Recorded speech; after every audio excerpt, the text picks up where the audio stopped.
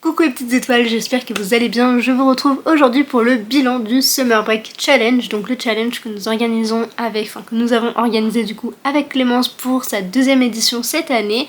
Si vous savez pas ce que c'est, je vous laisse quand même aller voir la petite vidéo de présentation. Et comme l'année dernière, j'ai oublié de faire le bilan, je me suis dit cette année, même si nous sommes déjà en automne, comme on peut le constater avec les petites feuilles, ou encore parce que je suis dans un petit pull là, et normalement on voit pas trop mais j'ai des petites citrouilles sur le côté, enfin bref, je suis vraiment en mode full automne, mais je voulais quand même vous faire ce petit bilan parce que ça me tient à cœur et parce que je trouve que ça permet de clôturer justement ce challenge et voilà, donc on va commencer. Je vais donc découper la vidéo en deux temps, donc le premier temps ça va être ce que vous avez pensé du challenge et ce que moi j'en ai pensé par rapport au groupe, par rapport aux participants justement. Et la deuxième partie sera ce que moi j'en ai pensé et ce que j'ai vu, lu et entendu, si je puis dire.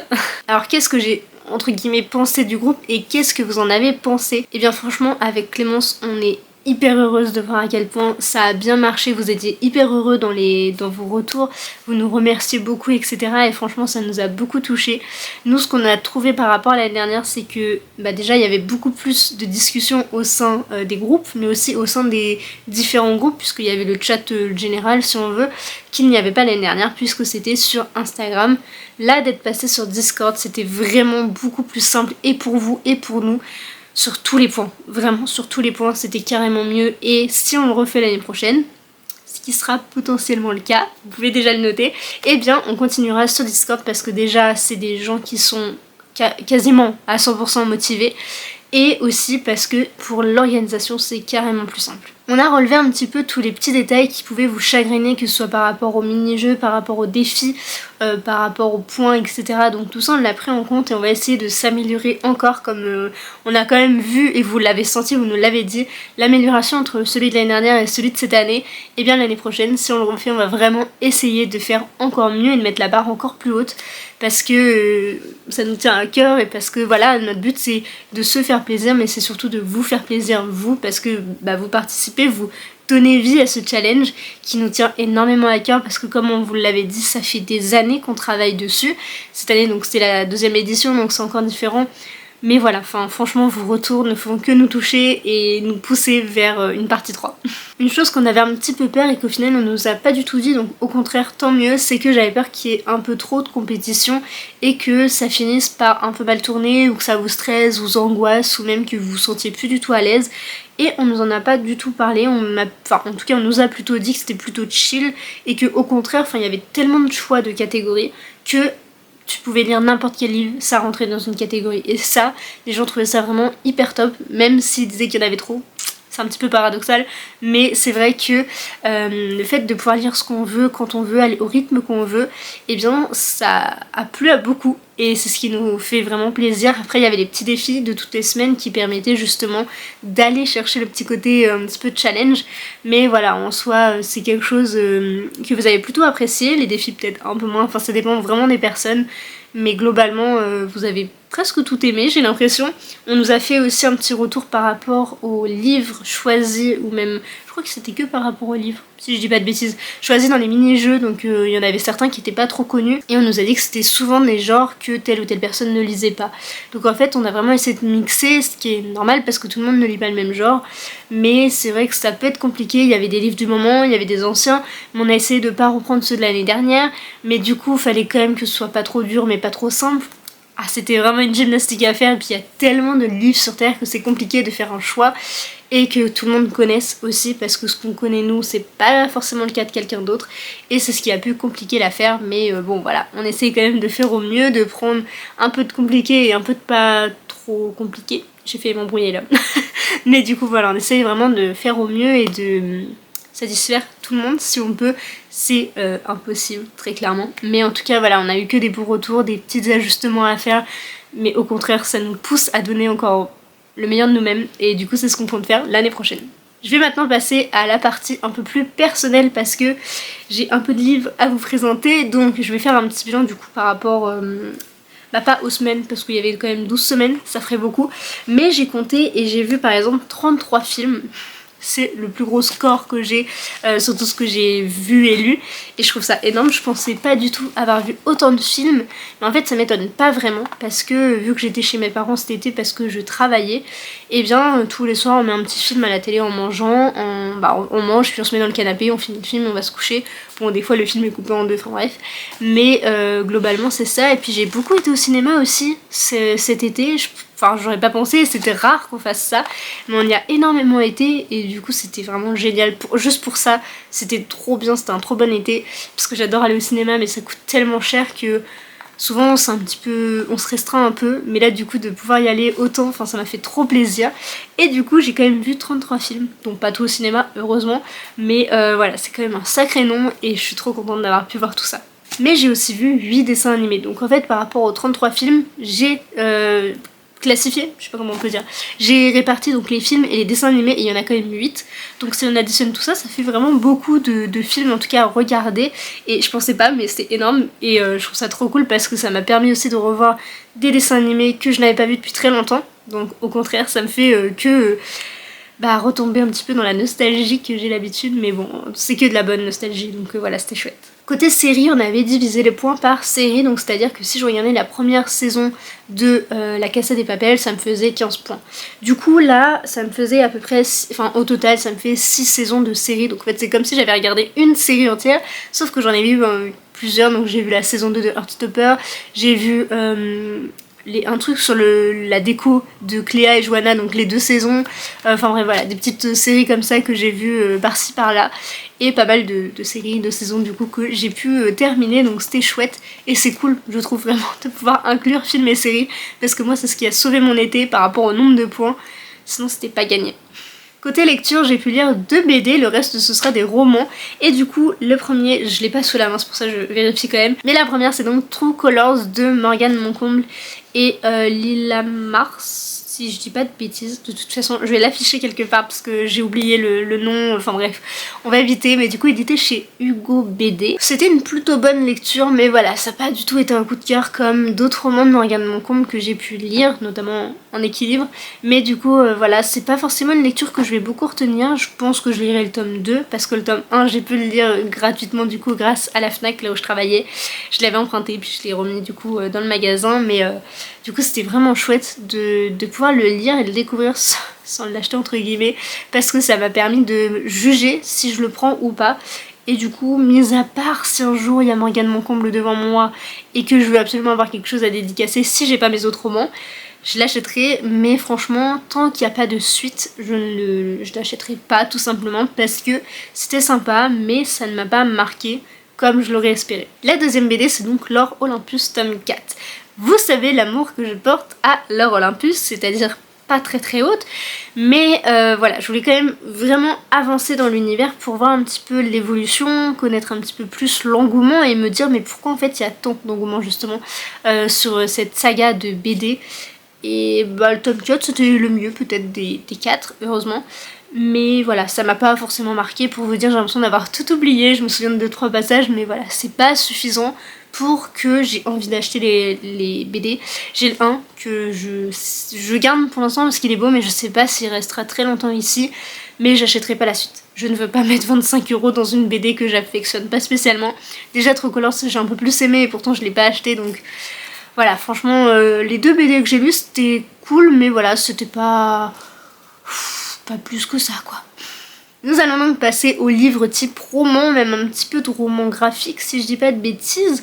Il doit y en avoir un. J'en ai donc lu 11, ce qui est quand même énorme, sachant que je travaillais à côté, que j'ai vu autant de films séries, que je jonglais entre Ron et ma maison familiale, enfin bref, c'était quelque chose d'assez tendu niveau timing, mais voilà, j'ai quand même pu jongler pas mal, et malgré tout j'ai passé un très bon été, mais j'ai quand même lu 11 livres et je suis plutôt contente parce que je pensais pas en avoir lu autant entre guillemets, et donc le premier que j'ai pu lire, je l'ai déjà ramené chez mes parents, lui aussi, c'est donc Maud d'amour, le tome 1 qui m'a été envoyé par Hachette Roman, et je vous ai déjà donné mon avis dans le dernier Il était un livre que je vous mets juste ici, si jamais ça vous intéresse, donc je ne vous en dis pas plus ici, mais voilà. Côté petite lecture, j'ai pu relire Le Petit Prince à l'occasion de la journée internationale, mondiale, je ne sais plus, de ce chef-d'œuvre tout simplement, enfin il est magnifique. Et c'est ma 3e édition de Le Petit Prince. J'abuse, mais vraiment mon but dans la vie c'est d'avoir le plus d'éditions possible de ce roman. Donc là j'en ai déjà 3, je suis trop contente. C'est toujours un coup de cœur, c'est toujours un chef-d'œuvre, vraiment je peux que vous recommander de le lire, mais je ne vais pas m'étaler dessus. Normalement il y a quand même 1 ou 2 posts, voire un peu plus, dédiés à ce roman sur Instagram, donc n'hésitez pas à aller voir là-bas. Ensuite j'ai pu terminer une duologie qui était donc un psaume pour les recyclés sauvages, mais avec le tome 2. Il s'agit donc de Une prière pour les cimes timides de Becky Chambers, et du coup édité chez La Talente. Et c'est donc un roman que ma copine Joanne m'a prêté, et pour le coup c'était une très bonne lecture, mais j'ai préféré le tome 1. Tout le monde me dit ouais j'ai préféré le tome 2, mais moi j'ai préféré le tome 1, je sais pas trop pourquoi, peut-être plus au niveau de la relation, au niveau des thématiques qui sont plus écologiques que dans le tome 2. C'est beaucoup plus social et peut-être sentimental, familial. Du coup je sais pas, peut-être c'est pour ça que j'ai un petit peu moins aimé, pourtant j'aime beaucoup ces thématiques on va dire de base, mais là je sais pas pourquoi ça m'a pas beaucoup plus touché que ça. Pour vous dire, je me souviens mieux du tome 1 que j'ai lu en février dernier si je dis pas de bêtises, et celui-ci que j'ai lu donc cet été, je m'en souviens moins bien. C'est quand même marrant, mais voilà, du coup c'était quand même une chouette lecture et je vous recommande vivement, mais même très chaudement, cette duologie qui a conquis plusieurs cœurs déjà dans mon entourage, donc n'hésitez pas. Ensuite j'ai pu sortir un roman que je vous avais présenté dans ma palle juste avant de commencer justement le Summer Break Challenge. C'est tellement rare que je sorte des livres comme ça de la palle que je vous montre, mais là j'en ai quand même sorti au moins 2 voire 3, donc je suis plutôt satisfaite. Et le premier c'était donc celui-ci, donc Mamma Maria de Serena Giuliano, édité chez Pocket. Si vous voulez connaître mon avis très en détail, n'hésitez pas à aller voir sur Instagram, j'ai fait ma chronique lundi, mais du coup en quelques mots c'est un roman plein de douceur et il a une petite dose d'air frais, on voyage en Italie, c'est beau, c'est doux, c'est... Franchement c'est très touchant, il y a des thématiques abordées qui sont quand même assez dures en soi et qui sont abordées avec justesse et qui permettent de nous plonger en plein cœur de l'Italie et même de ce petit village, et du coup c'était franchement hyper sympa à lire. Et je remercie Sarah et Solène qui m'ont fortement recommandé, même limite ils m'ont donné le livre pour que je l'achète ce jour-là, et j'ai bien fait de l'acheter parce que trop bien, et je veux lire tous les Serena Giuliano maintenant. Encore un roman que je vous avais présenté dans ma vidéo pâle, il s'agit donc de Nevermore, le tome 3, donc la traque de Morrigan Crow, pardon, du coup écrit par Jessica Thompson et du coup édité chez PKJ. C'est une sacrée bricasse, et dans mes souvenirs je l'ai lu en audio, si je dis pas de bêtises. Alors j'en ai plus souvenir, mais je crois que je l'ai écouté en audio, et coup de cœur. Encore une fois, un tout petit peu moins que le tome 2, mais franchement, je remercie tellement Emma, ma copine, donc je vous parle que de mes copines, hein, mais je la remercie tellement de m'avoir poussé, un petit peu forcé la main à lire le tome 2, parce que j'avais pas forcément plus accroché que ça au tome 1, et une fois que j'ai lu le tome 2 et que ça a été un si gros coup de cœur, j'ai quasiment enchaîné avec le tome 3, et maintenant je suis en mode, c'est quand qu'il sort le prochain, mais il est pas encore sorti en anglais, c'est horrible cette attente, elle-même sait à quel point c'est affreux, parce qu'elle l'attend depuis encore plus longtemps que moi. Mais je suis trop contente de l'avoir lu, c'était vraiment trop bien, et je sais plus si je vous en avais parlé. C'est une bonne question, mais en tout cas je rechercherai, mais je crois que oui, parce que bon, je suis quand même pas trop en carton non plus.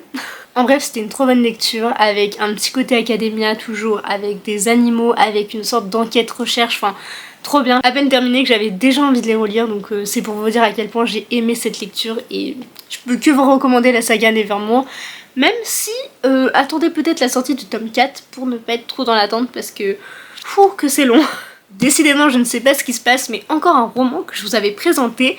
Je suis trop contente, c'est un truc de fou ce qui se passe, et il s'agit donc de My Dear Fucking Prince, donc de Casey McKinston, et du coup édité chez Lumen, dans son édition brochée, puisque je la trouve limite plus jolie que l'édition reliée. Et puis de toute façon j'avais déjà le brochet avant l'édition du relié, j'allais pas le racheter, même si j'ai failli, je l'avoue. J'ai mis beaucoup de temps à le lire, mais ça n'a pas empêché que ça a été un gros coup de cœur. Les personnages sont hyper touchants, et d'ailleurs je vous ai fait un petit vlog sur justement le film et le livre. En bref, c'était une excellente lecture que je vous recommande chaudement, mais à partir de 16 ans, attention à vous. Ensuite j'ai pu lire Persona, le tome 1, écrit par Yelena et du coup édité chez Hachette Robin, que je remercie beaucoup pour cet envoi. Et comme vous pouvez le constater, enfin je l'espère du moins, j'ai vraiment beaucoup aimé ma lecture, c'était vraiment génialissime. Je vous en parle dans mon dernier Il était un livre, donc je ne vais pas m'étendre dessus, mais franchement foncez parce que c'est un petit jeunesse, avec un petit côté fantasy juste trop bien. Et le tome 2 sort aujourd'hui, si je dis pas de bêtises, nous sommes le le 19, le mardi 19 quand je tourne cette vidéo, et donc il sort le mercredi 20, donc aujourd'hui vous voyez cette vidéo, donc je suis trop contente de poster ça le jour J, et j'espère franchement que vous foncerez pour acheter le tome 1 et le tome 2 parce que trop bien. Ensuite je vais vous présenter le seul roman graphique que j'ai lu cet été, en tout cas dans mes souvenirs, c'est quand même étrange. Mais bon, apparemment c'est comme ça, et du coup il s'agit de Paix à mon âme de Sweeney Boo, et du coup édité chez Hachette Roman encore une fois, que je remercie pour l'envoi, et du coup je vais vous montrer quelques petites planches parce que il est trop beau, vraiment il est trop beau. Je vais éviter de vous spoil quand même, mais il n'y a rien de plus automnal, franchement il est parfait. Je l'ai donc lu fin août, quasiment début septembre, bon quand même je suis restée dans les clous du challenge, mais je l'ai vraiment lu à la fin et pour le coup je le relirai au mois d'octobre parce qu'il était beaucoup trop bien et parce que c'est très automnal et je me voyais pas vous faire un post ou même trop vous en parler avant cette période parce que certes ça fait de la pub pour le roman mais en même temps c'est tellement pas la saison que je suis pas sûre que vous ayez envie de l'acheter tout de suite, donc autant que j'attende un petit peu pour vous le présenter parce que il est trop bien et parce qu'il faut que vous l'achetiez et que vous le lisiez parce que génial, en tout cas c'est parfait pour la saison. Ensuite j'ai pu lire et terminer une saga qui a peut-être été ma plus grosse déception livresque de cet été parce que malheureusement ce 4e tome n'a clairement pas été à la hauteur des 3 premiers. Je le savais, on me l'avait dit, mais j'avais espéré le contraire et malheureusement tout s'avère vrai. Il s'agit donc de La Passe Miroir, le tome 4, donc écrit par Christelle Labos et édité chez Gallimard Jeunesse. Celui-ci aussi faisait partie de ma palle, en tout cas pour le challenge, donc je suis très contente d'en avoir lu autant, je pensais pas, et c'est tellement rare que ça m'en étonne, et du coup c'est une petite victoire pour moi. Et celui-ci il me semble que je l'ai aussi écouté en audio. Décidément j'en ai vraiment écouté beaucoup mais ça m'aide vraiment durant les périodes où j'ai pas trop le temps de lire ou pas trop l'envie non plus et des fois les audios passent mieux donc tant mieux, écoutez.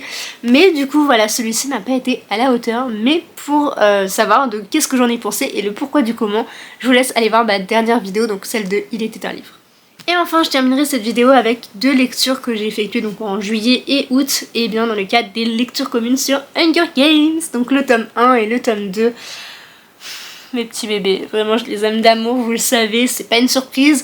Il y a eu un vlog pour le tome 1 et il est déjà disponible parce qu'en fait je l'ai lu déjà, je l'ai annoté. Oh mon marque-page, ça peut me servir. Et parce que j'ai collé des petites images comme ça. Donc si vous voulez voir le pourquoi du comment, n'hésitez pas à aller voir mon vlog parce que je l'ai quand même beaucoup annoté. Comme on peut le constater, bon évidemment je vous montre les seules parties où il n'y en a pas, mais voilà. Trop bien, vraiment je l'aime d'amour et le fait d'avoir annoté cette édition franchement ça me rapproche encore plus de l'univers, encore plus de ces romans et voilà, bon, je veux pas vous réétaler mon amour pour ce livre parce que c'est indescriptible et franchement lisez-les si vous les avez toujours pas lus. Tout comme pour le tome 1, celui-ci était un coup de foudre intergalactique, vraiment je pense que c'est mon tome préféré, bien que je suis toujours dans ma lecture du tome 3 puisque la lecture commune se finissait lundi mais je l'ai toujours pas fini, enfin bref, c'est une longue histoire. Mais du coup le tome 3 rattrape franchement le tome 2 là en ce moment, je sais pas pourquoi mais tous les tomes sont vraiment à la même place. Je peux pas les dissocier, ils sont tous incroyables chacun à leur manière.